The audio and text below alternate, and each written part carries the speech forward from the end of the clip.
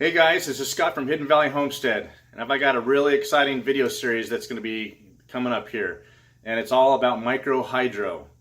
If you have a seasonal stream or a year-round stream on your property, you can have a MicroHydro system that will supplant or replace your off-grid situation, whether it be solar panels, generator, or whatever. There are guys that are running everything in their house on electricity, from electric water heaters to blow dryers to blenders to electric refrigerators, and they have actually excess power.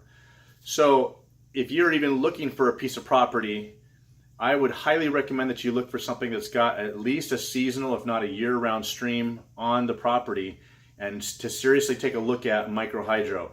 There are tons of companies that are springing up all over the place with all kinds of different systems to accommodate whatever situation you have, whether you have a lot of volume with just a little bit of fall, or you've got a little bit of volume with a lot of fall.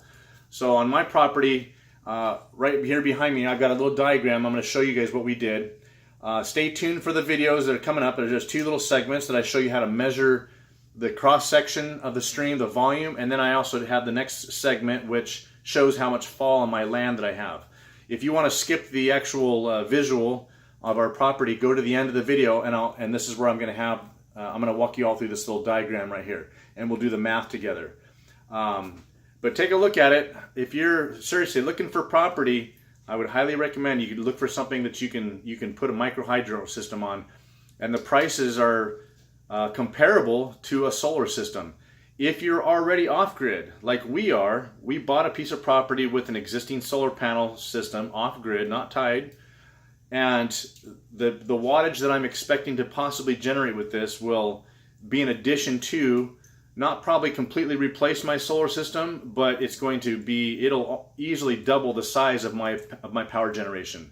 So my MicroHydro with my solar panel setup is going to give me plenty of power, and 24/7 is what I'm looking for. Obviously the sun doesn't shine at night, and those long winter days and cloudy days, you don't get enough solar exposure to charge up those batteries to last you through the night. So having this chugging all night long is going to keep those batteries charged. So stay tuned, follow along, watch the action, and then stay tuned to the end, or you can skip to the end and you can watch this, and we'll talk about the math.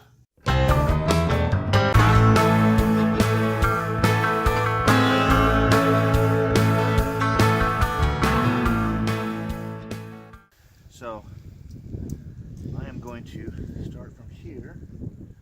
That's right there. That's about, see, that's 6 inches. That's about 6 inches. I'm gonna do every 6 inches. No, I'm gonna do every 3 inches.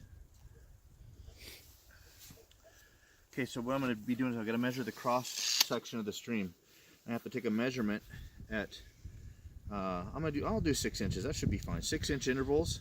I'm going to measure the depth of the stream, and then I take the average of that, and then I can get the cross section of how much water is in that stream, and then I'm going to measure the flow, how fast. That's what the water bottle's for, how fast the water's flowing. You multiply that by the cross section of the stream, and you get the actual volume of water, how much water I have flowing through the stream. Oh wow. Does that make sense? So bear with me here while I get myself set up.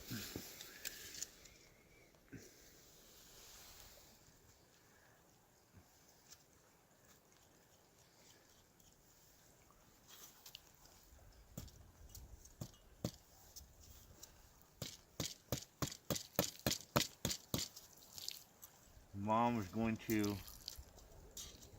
Write down the notes. write down a number. Do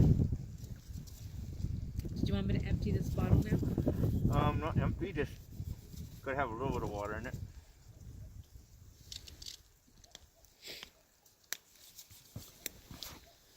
And why do you have to have a little bit of water in it? Otherwise it'll float too fast, and the wind can push it.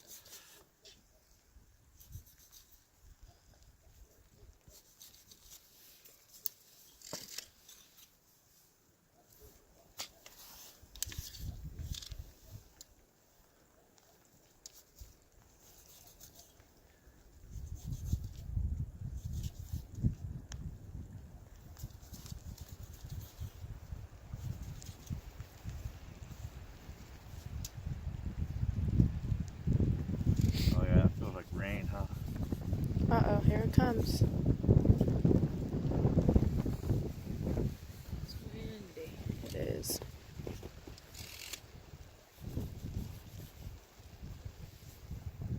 Okay. Do you have one more, or is that No, I it? think that's good. Okay. You ready, honey? You have the water bottle, Mom? No, I don't need that yet. Oh. I'm not doing the water bottle yet.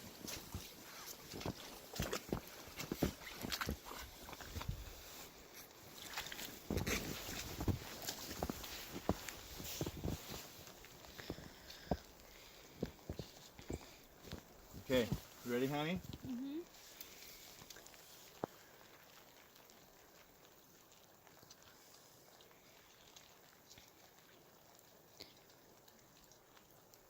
One and a half.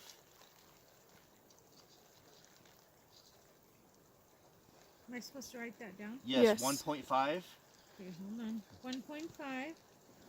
Okay. 2. What, depth measurement? Yep. Right where it says depth measurement. Okay, 1.5.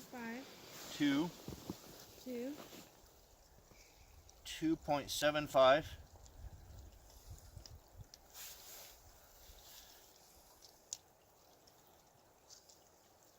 3.25.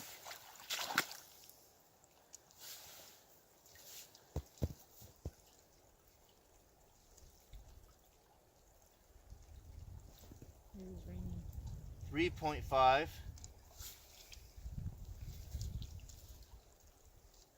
3.5. Water is cold. 3.5. 3. 2.75.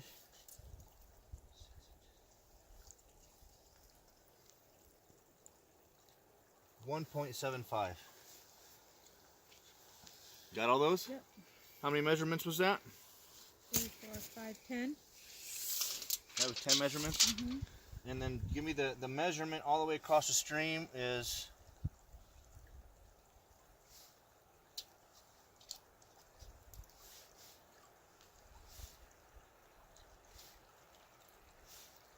56 inches. Okay. Okay, so now we're gonna go. Now we'll do the water bottle. And you have your phone, right, honey? Yeah. Okay, good. Because we're gonna need the stopwatch.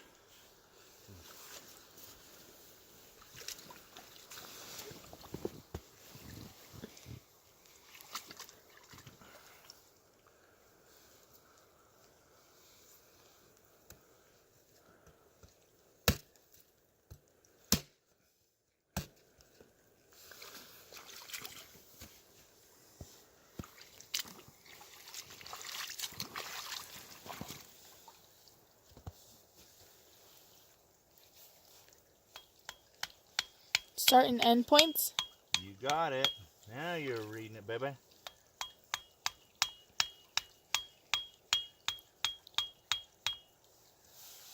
How far apart do they have to be? I'm gonna go 10 feet. So this technique was something that I learned on YouTube.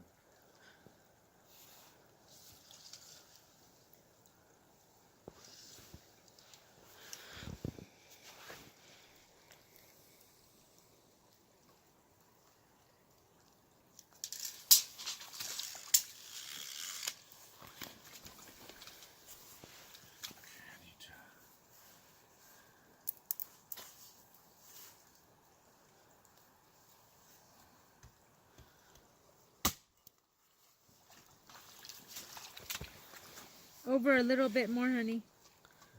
Is that it?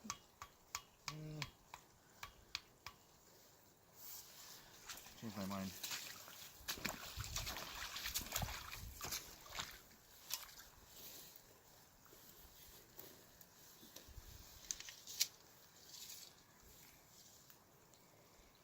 The another reason why I wanted to come up this winter time, because this is when it's most important. So you can have enough electricity, right? So I can what? Have enough electricity? Yeah. It's when the sun is the lowest. Right. Okay. There's 10 feet right there. Okay, ready, honey? I'm going to do this like 20 times. Are you Where's the bottle of water? serious? Trying to get a good Perfect. angle. That's a perfect amount. This is clean water though, huh? Yeah. I'm gonna drink it. I'm thirsty.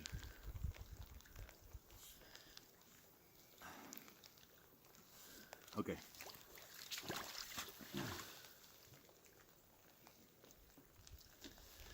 All right, you ready, baby? Tell me when to start. Okay. Ready? Hold on, hold on. I took off my glove just to make sure. Okay, ready? Ready, set, go. Wow. Definitely thought I'd be running faster than that. Ready, stop. So write that, just write down Write that number down. 10 seconds, right, Mom? 9.97. 9.97. Okay? Ready, Yep. set, go.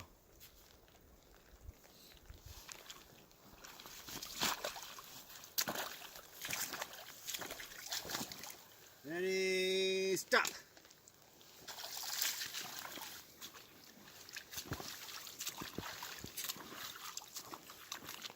Okay, ready? No, I'm writing that time down. Okay. Wait. Okay, go. Ready, go. They say it's actually better to do it with an orange. It's easier to see. Why didn't you bring the orange? Stop. Because it's too big, I didn't think it was going to float very well in this water. So those oranges are big. The water's not deep enough. Okay. Do you want me to film all these trials, Dad? Ready? Everyone ready? Go. Set, go. You have to get a good average, Janae. It's not about all these trials, it's about getting a good average. I know, but do you want me to Ready, set, stop. film Yeah, keep going. all of these Only take a trials? few minutes to do. Wait. Okay. Ready, Go. set, go.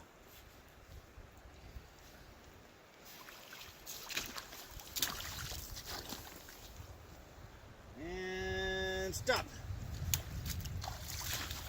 Okay. Let me know when we've got 20. Okay. You tell me go and I'll be ready. Ready, go.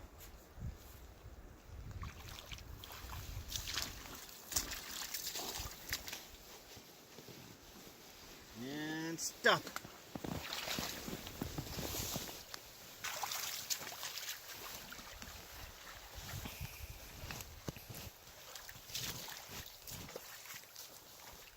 Ready,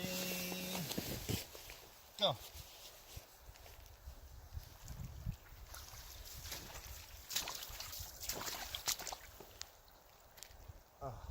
And stop.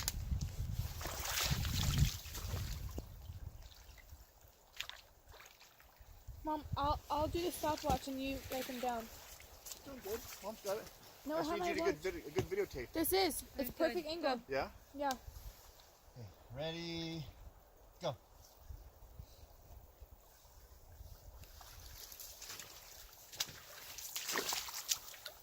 And stop. 9.98. 9.03. Ready, No. Hold on. Okay. ready, go.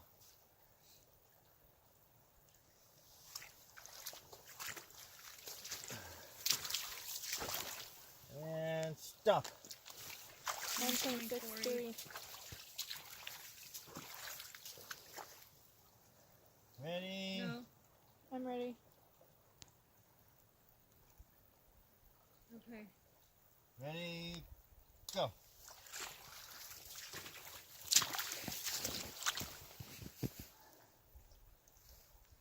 And stop. 9.49.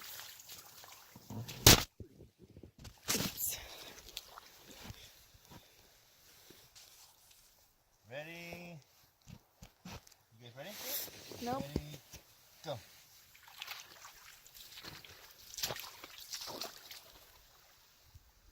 Your hands must be freezing, honey. And stop. No, they're not. They're totally warm. My hands are totally warm. 9.04. Fantastic. Not because we're not stopping and starting at the same time. We should. There's always like milliseconds difference. Ready? Yep. And go. I have to get out of the way so I don't cause ripples in the water. Are we Yeah. on or not? Oops, I hit that rock. And stop. 10.41. What was it? 10.46. Yeah, cross that one out. Just put a line through it. Okay. Ready. Okay. Ready, go.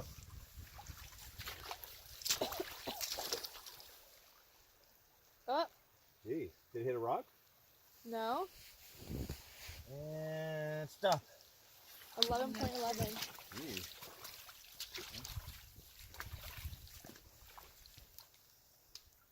Ready, go.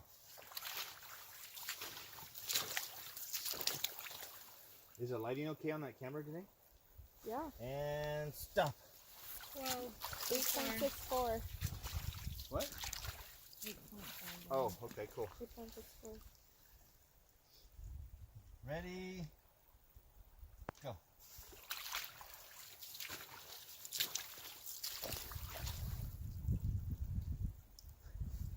And stop. 9.04.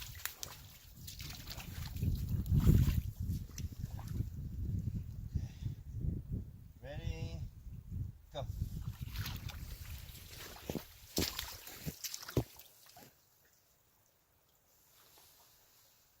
And stop.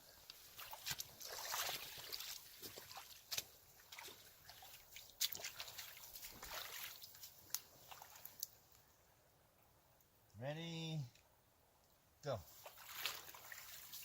You got that one.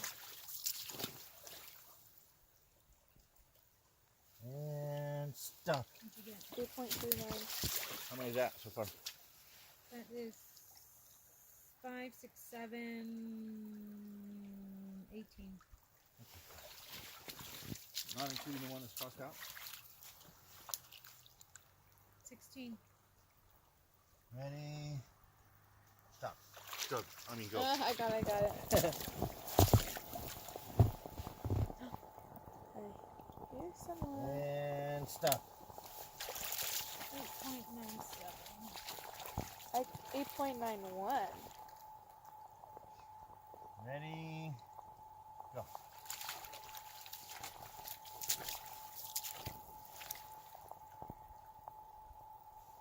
And stop. 8.59. 8.51. That's 18. No. Two more. Ready, go. You hear that then? Yeah. 18. And stop.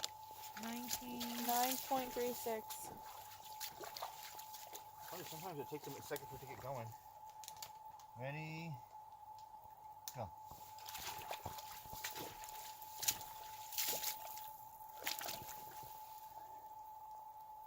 And stop.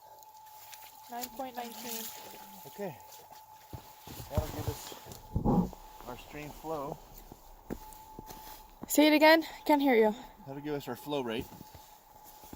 So now we have an average speed.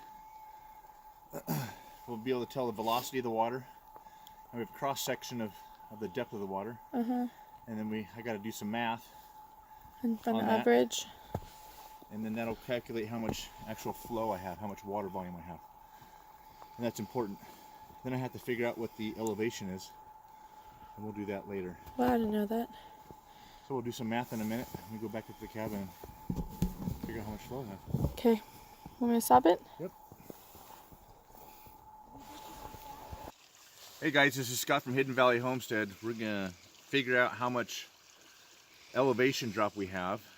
My whole desire for this piece of property was that we had a year-round flowing stream, and we're off-grid, which means we're not connected to any utilities. For all of those that don't understand what off-grid means, it just means we're not connected to any gas or electric. We are completely self-sufficient with solar panels and battery backup with an inverter, which works really, really good. You kind of need to educate yourself and learn how to maintain it.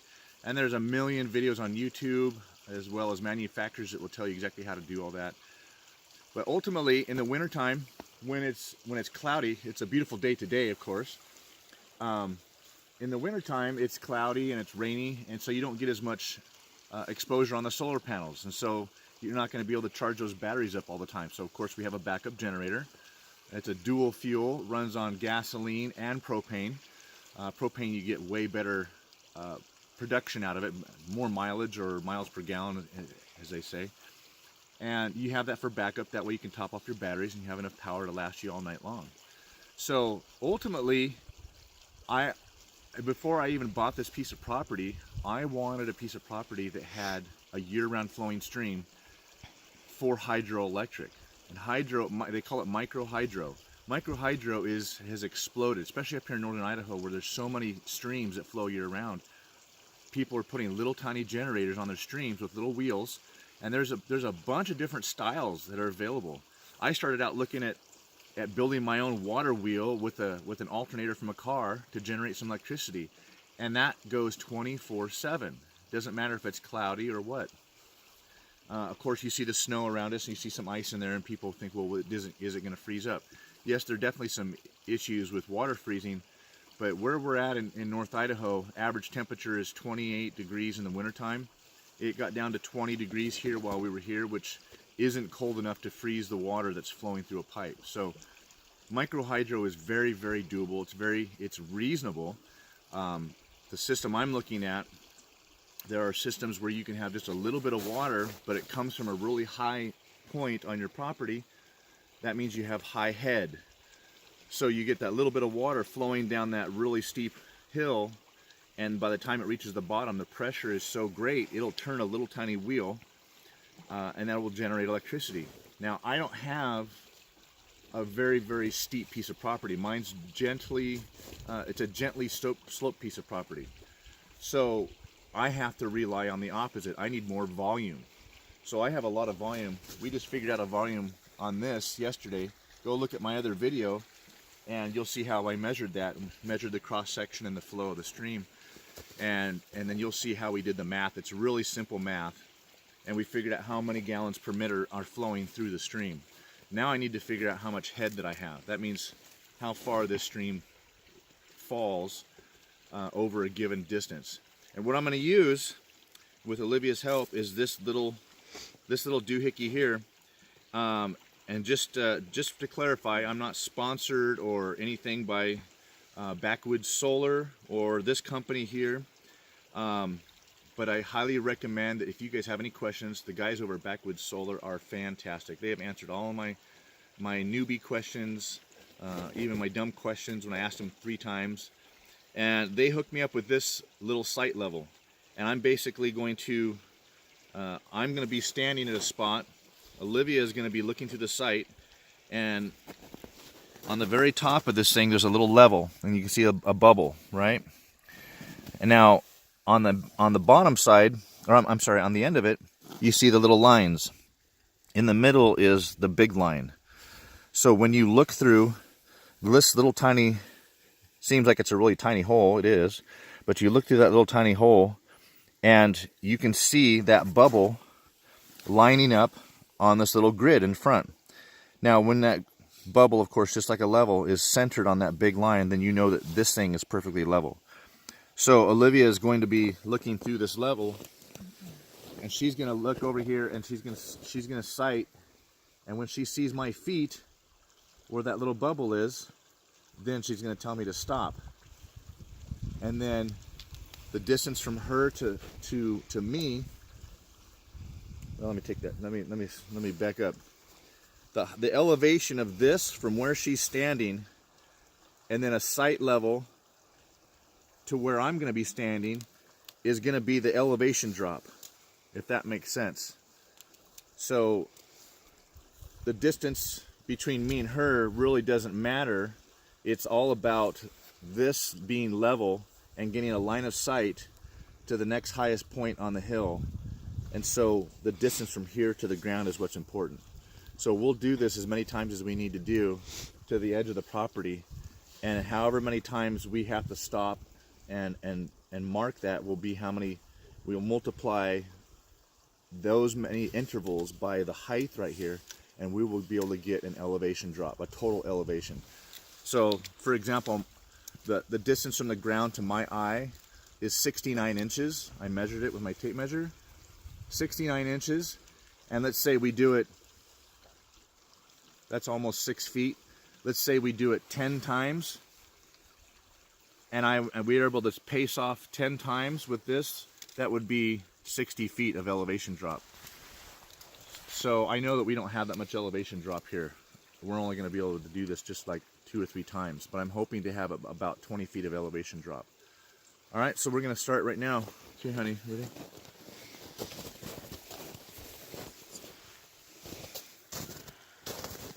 You're going to stand at the water's edge down there, because that's where now this is where we're going to start measuring, because that's where the generator is going to be. The pipe will end up right here and the generator will be right here. So I need to get the kind of the lowest point right there. So on here, down further. No, down further, a couple more feet. That's good right there. Doesn't have to be in the water. Ooh, she's gonna fall in. Okay. Okay, you ready? So, am I following you, Dad? You're gonna, yeah, you can follow me. So you're gonna sight me, honey, and I'm gonna go stand, and you can tell me right about where you see my feet. Okay? I hope I can see you that way. I hope so too. So keep recording. Yeah.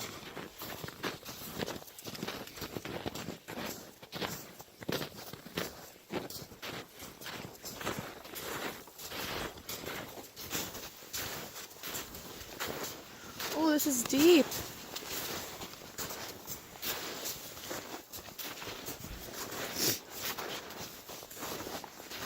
Can you see my feet, honey? I can see where you above your pants. Is that you gotta hold the bubble at that big mark. Yeah. Where do you see? Where does that mark line up? No, oh, I see. At your, right here. Oh, at my waist level. Okay, so that's about 3 foot of drop right there. I can see if you go over there. Can you see through the trees over there? Okay, that's perfect.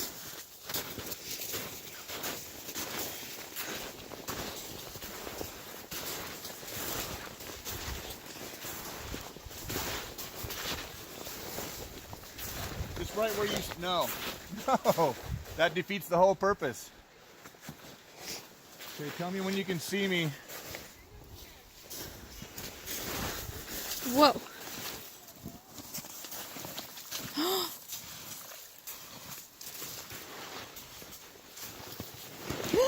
Oh my gosh, I just fell in. You didn't fall in. Oh man. You didn't fall in. I went in deeper than you What do did. you see? My waist?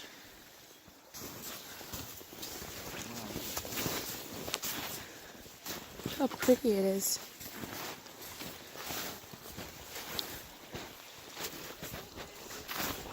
Huh?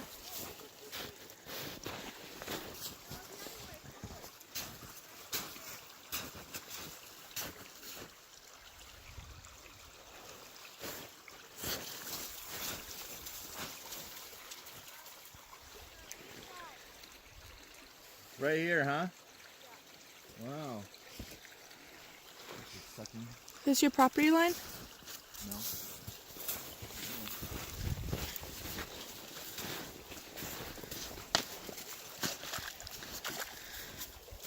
Am I following? Yep. Oh boy.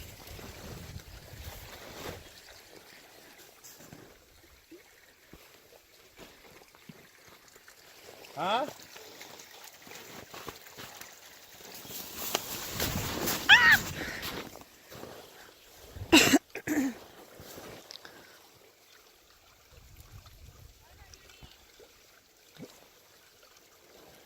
My knee? Better.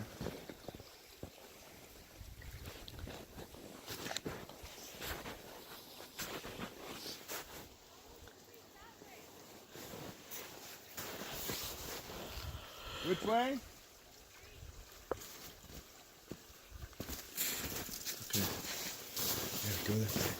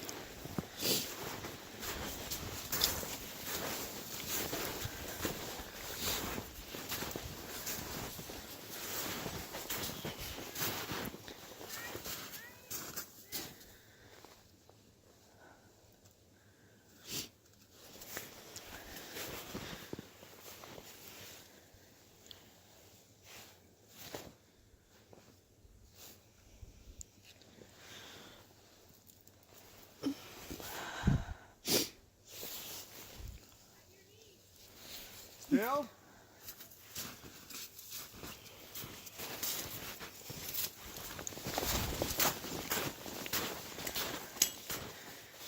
Huh?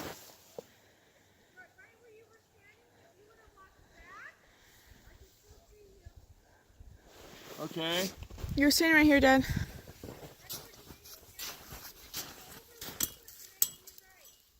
What?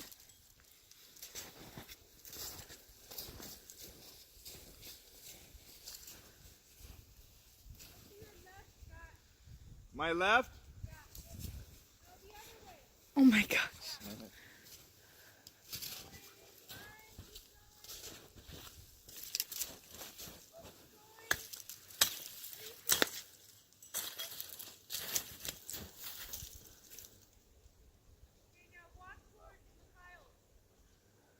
Walk towards what? The pile. The Kyles, I think.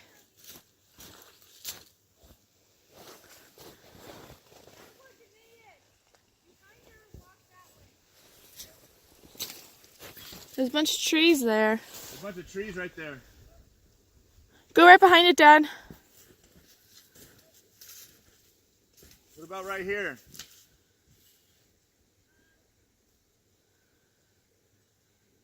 You can move around a little bit if you need to. Hey guys, welcome back. Hopefully you guys like that footage of our stream as much as we enjoyed playing in the stream down there. So now we're going to do the diagram on the board. I'm going to try and simplify this as much as possible for you. Guys, you don't need to be scared of this. I know it might seem a little overwhelming to some people. It's easier to just throw up some solar panels and hook up some batteries and go with it. But in order to get 24/7 power on your property, just like if you were hooked up to the grid, how awesome would that be? We all know that those long winter nights, cloudy days, it'd be cloudy for weeks on end, and you don't get enough solar exposure. So I'll keep beating that dead horse over and over. 24/7 power is what I'm after. And before I bought this property, I was looking for a property with a year-round stream on it so that I could do a hydroelectric system. So I'm going to walk you through the math here, trying to make this as short, as simple as possible, and yet and still be detailed enough, and I don't want to talk too fast through this so I lose some of you. But I'll step back so you guys can take a screenshot of this diagram here. All the videos and stuff that I have seen, none of them really seem to really explain it very much in detail with visuals, with actual footage on the property or the stream, as well as doing the diagrams on the board and walking through the math. So I'm hoping to kind of condense all this and put it all together for everybody to make it simple. So, so follow along with me. So the first thing that we did is we figured out the volume of the stream. Okay. Now we have to figure out the cross section, and then we have to figure out the velocity. So there's two components to figuring out the volume of your stream. And then the second part of that video, what we did is we figured out the fall of the land, how much head that you have, how far that water falls. For every foot that the water falls, when you put it through a pipe, you get about 2.3 pounds per square inch. So you're looking for, you know, a couple 100 pounds per square inch would be fantastic. You could run anything that you want. There are people that are running their system, their wood shops, full electric houses, water heaters, blenders, hair dryers, microwaves. I mean, how awesome would that be, right? All right, so let's look at the math here. Let me walk you through it. Try and talk slow and follow along. Kind of pause for you guys to kind of think about what I'm saying, but it's not difficult to do. So if you have somebody to help you, you can make these measurements and you can write them down. So the first thing that we did is I made the marks on that stick. Okay, I made marks every 6 inches, and I took a measurement from the top of the water to the bottom of the stream bed. Okay, now sometimes there was a rock in the way, and I had to move the rock so I get an accurate measurement from the water surface to the stream bed. But I took measurements every 6 inches. So the first one was maybe 1.5 inches times 6, came out to 9 square inches. Okay, the second one was maybe 2 inches, so 2 times 6 is 12 square inches. Third one, 3 inches deep, times 6 is 18 square inches, and on, okay? So all the way across, I had about 5 feet across there, so I took about 10 measurements, and I came out with 156 square inches. All right, that was the cross-section area of my stream. If you slice your stream sideways, that was the cross-section of the area. Okay. Now, 7th grade math hopefully is 7th grade math. You guys can follow along on this stuff. This is just areas and volumes, so it's really simple stuff. Okay. So I have my square inches. Now 144 square inches is 1 square foot. So I took 156 square inches, which I have in my area, and I divided it by 144, and I came out with 1.08 square feet. Okay? The next thing we did is do the velocity. Now they want you to take a measurement that's longer than the width of your stream, so I did 10 feet. That's a good distance. Gives you enough time to time that bottle. Some places say use an orange, but I was afraid that the orange was going to bump along the rocks on the bottom and give me inaccurate measurements for my velocity. So I used a bottle of water that only had about, I don't know, a quarter of it full. If you use an empty one, the wind can kind of blow it around. Okay, so I took the time from point A to point B, and I did that 20 times. They say 5 to 10 times. I did it 20 just to make sure I got a really good solid average. And I came out with 9.36 seconds from point A to point B. Okay, now I didn't drop it. I didn't put the sticks in the fastest part of the stream, and I didn't put it at the edge where the water's moving the slowest. I put it kind of in the middle where it looked like it was kind of off the center a little bit. All right. So I came out with 9.36 seconds was my average time. Now to get my velocity, I take 10 feet and I divide it by my time, and I came out with 1.07 feet per second. Okay, you guys follow me on that? The distance it takes from here, 10 feet, 9.36 seconds, 1.07 feet per second. Now there's a correction factor here, because if you look at the stream bed, the bottom is rocky, so the water is going to be flowing slower on the bottom of the stream bed than it is at the top. So there's a correction factor point. They want you to multiply your velocity by 0.85 for rocky bottoms. For smooth sandy bottoms, they want you to multiply it by 0.9. So rocky bottoms, you're taking 15% off. For smooth bottoms, you're taking 10% off. And that helps kind of correct the difference between the top velocity of the water on the top versus the velocity of the water on the bottom. All right, so I ultimately came out with 0.91 feet per second. All right, you guys follow me? So I have my cross section in square feet, 1.08 square feet, and then I have my velocity at 0.91 feet per second. Now we're going to multiply those two numbers together. All right. So follow me here. We are multiplying area by your velocity, and you're going to get a measure of volume. 0.91 feet per second times 1.08 feet squared, and I get 0.98 cubic feet per second.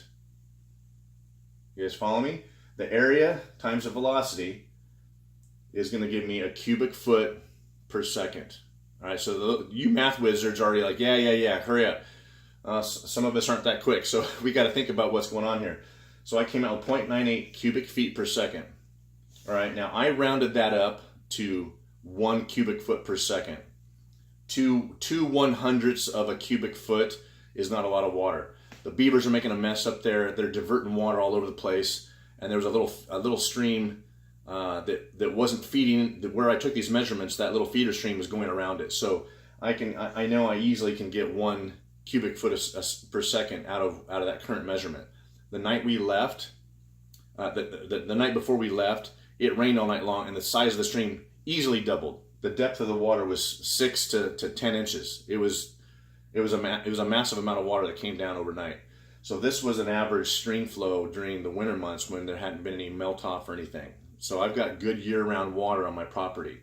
That's why we did this measurement during the winter time, so that I knew how much water was flowing when there was not during the spring thaw. The spring thaw, man, this water is probably 1.5 feet, 2 feet deep. It's roaring, okay?